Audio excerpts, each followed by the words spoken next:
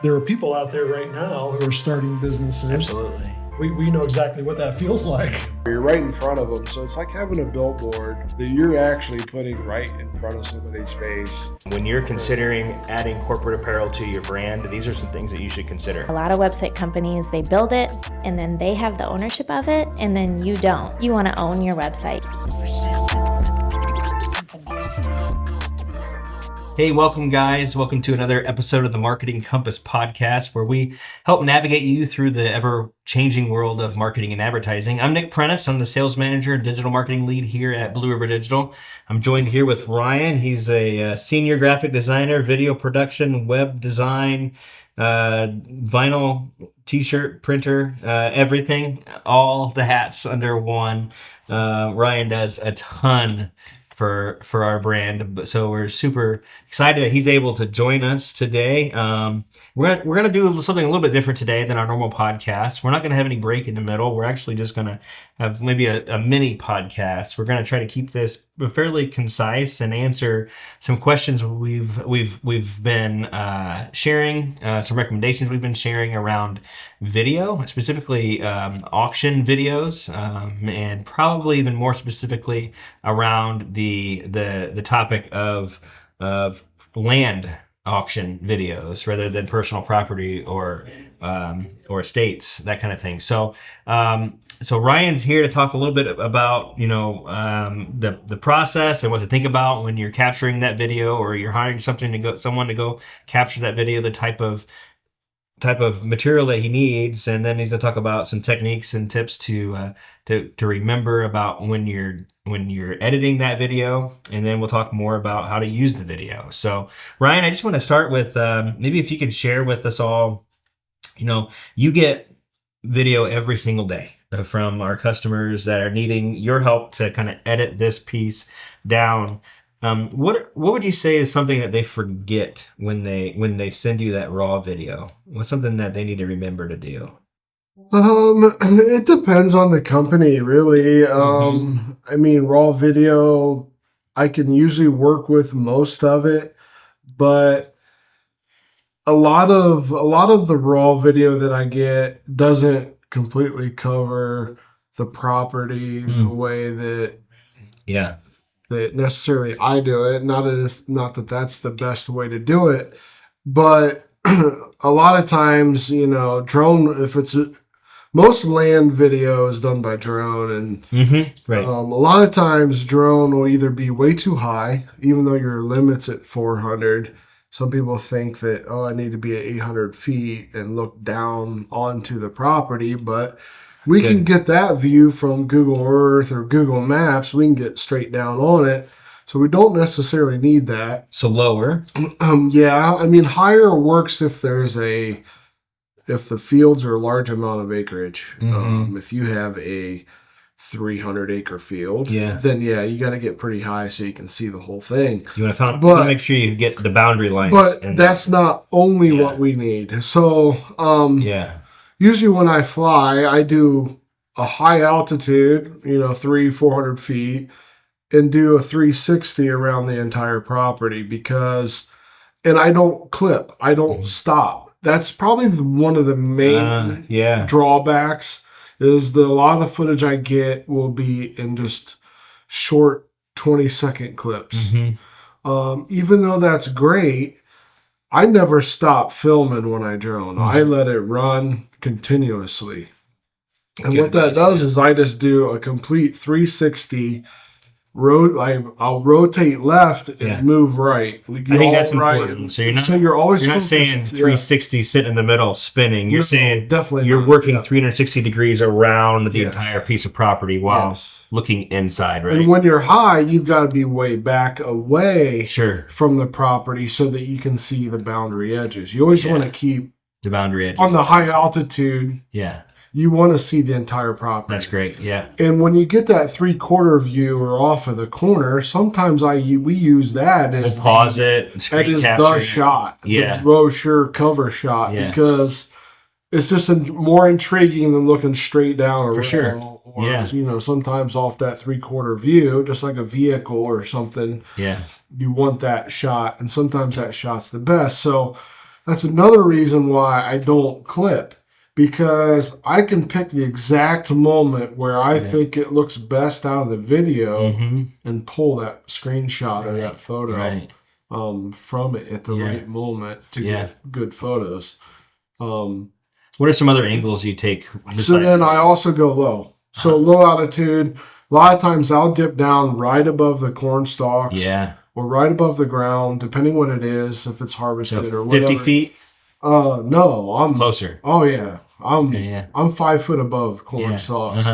And so another thing is you want to slow down when you're low altitude. High altitude, you can be going 35 miles per hour and it looks like it's going slow because the view is so far away. Sure. But when you're on top of corn stalks or above the ground and you're going 30 miles an hour, they're just going to be going by so fast that you're not going to be able to see the quality of the crops or how tall it is or anything like that, that when land or when cropland especially, that can be valuable information to somebody that wants to buy that land on how good the yield looks. Absolutely. So I go, 4 or 5 miles per hour for a little bit, and then I'll go a little faster than climb or whatever. So You tend to have some angles that you take sometimes of just some like standard shots of like down at it and then up and away or down and to it. Do you have any recommendations for like some that you need to make sure you get each time? My favorite movements is always like if my drone's looking straight at the camera or straight at the object, I try to rotate this way left, but y'all move right. So I'm moving and rotating at the same time. Now, you can also elevate or de-elevate, accelerate into the air or whatever, so you can climb and rotate 2-3 directions. And the more movements and the more smoother you can be at that. Smooth. Yeah, smooth is key. Not jamming the sticks. What I usually do is find my yaw speed that I want to move at, and then I'll start rotating to match so my property is staying perfectly within screen, but I'm also rotating around it. And once I have that, I just hold my fingers still. Now, I don't use my thumbs. I was going to mention that. That's something you taught me. I use my fingertips because I can grip the side of the controller, and then I can hold my fingers exactly there. So once I have it start moving, then I just keep it going for a good 30 seconds. And then when you're in the editing side, I can pick any part of that 30 second around the corner of the property that I want to use at any point. And sometimes if there's script or voiceover, I might use different chunks of that. So I might use 3 seconds here, 3 seconds here, 3 seconds here. To show tract 1. While he's talking about, hey, it's got a yield of whatever. It's got a CSR2 rating of 80.1 and, it's 30 acres. And that sentence and voiceover might take a minute on tract 1. So you've got to have a minute of footage to cover it. So that's another reason why I don't clip it. I don't record and stop. I just record. Great advice. Great advice when it comes to capturing. And then my movements, I never worry about constantly looking at one thing and constantly putting that in the center. You don't want to keep moving it. Right. Once you get moving, if it starts drifting out of camera, let it go. Sure. Just slowly start speeding it up. You don't want to, I'm out of focus or out of, that it's makes not sense. centered, so you just ruined the footage. If it's quick, you just ruined it. Right. Smooth and slow is better. Yeah. Awesome. So another thing I think is important to mention here when it comes to capturing that is to understand how you're going to be using the video afterwards. So, if you're going to be, if there's with most of our auction customers, the first thing that they do with it is post it on their website, right? So that's a horizontal capture. Going in, understanding that this is a horizontal capture. I think it's also important just to remember that if you plan on making some reels or YouTube shorts or anything like that where it needs a vertical capture, to be thinking that when you're capturing your video, or when you're doing your drone flying or doing your video capturing, so that way you're catching video that can be cropped down to that size, and that orientation. I think, Ryan, another really important thing to mention here before we wrap up is that was all just incredible information. But something that I really wanted to share is just the opportunity that we have with video that I feel like we just are kind of missing sometimes. I think a lot of times we just think, especially, the auction date's coming up. I just need to make sure that this is on the listing page, so that way, buyers have an opportunity to see it. So I'd say 99 to 100%, probably 100% of the videos that we do end up on that listing page.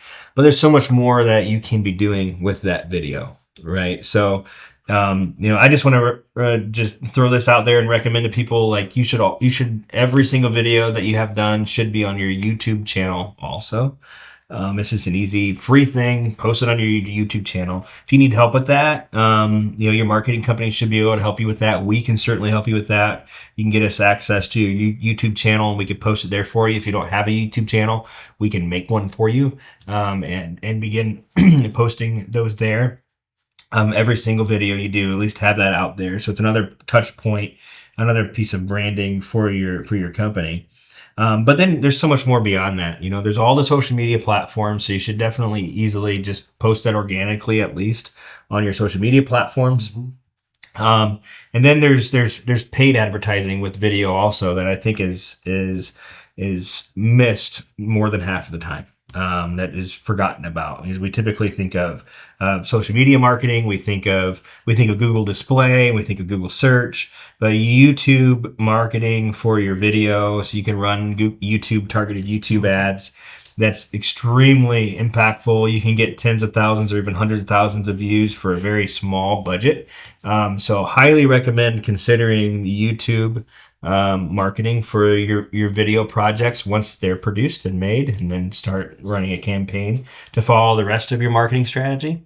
Another thing that's kind of, I would say, newer, it's been around for probably 10 plus years, but it's newer because it's affordable now, and it's something that can be fit into a marketing budget for an auction campaign, and that's like streaming video with OTT and CTV marketing. So these are streaming videos that come on during, like, Hulu and some of those subscription channels that you have out there that have ads that run during them.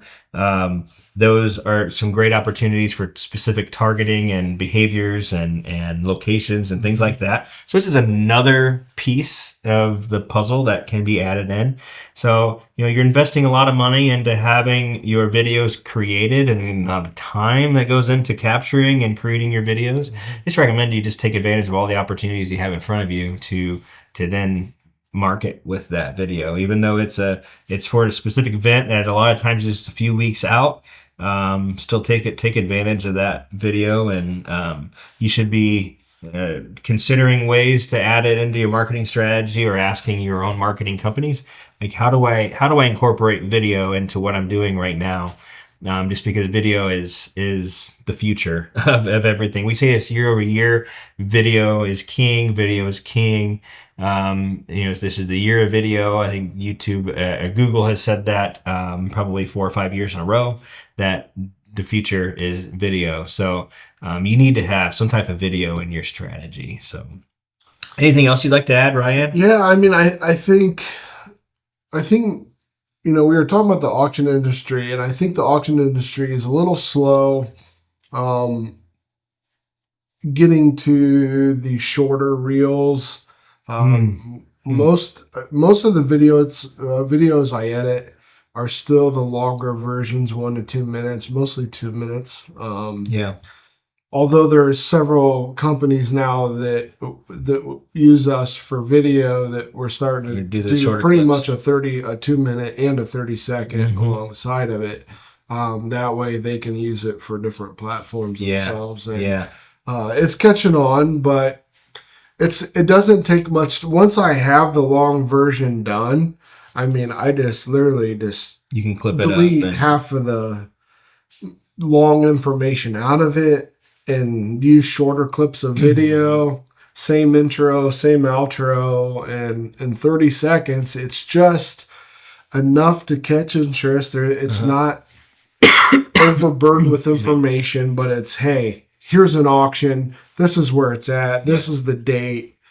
Visit our website to learn more. Visit the website to learn more. And it's just to capture interest and to guide them to your website to learn more. And that's to generate clicks and so on. So that's don't forget about huge. Using the small the form ones. stuff. The longer ones are only for the people that are probably already know about it and are very interested. Sure. It can do both, but the shorter ones are going to be geared to that larger net of your market audience that you're trying to capture. So great point. I mean, that's something that really could be a whole episode of it on its own, and we have talked about it a little bit in the past. But the understanding how the platforms you're posting the videos on work is just so important. And when it comes to short form video, the platforms, what they want you to do is they want you to watch the video and move on to the next one. And you just on Facebook, on Instagram, on TikTok, you're just not going to sit there and watch a 2-minute video. So you need something that's impactful, quick hitting, that gets you enough information to get them interested to where they'll follow the link, go to the website, and learn the rest of the information that you have about the property. So, guys, this has been great. I really like this format. It was just some shorter, quick hitting question and answer type sessions, or we just cover one topic. Let us know what you think about it too. Mention it in the comments or go to the website on the podcast page. We got the form there that you can let us know what you thought, other topics that you'd really like us to carry and cover. But really appreciate you guys tuning in. We hope that it was a blessing to you and you learned something out of it, and we'll see you next time. See ya.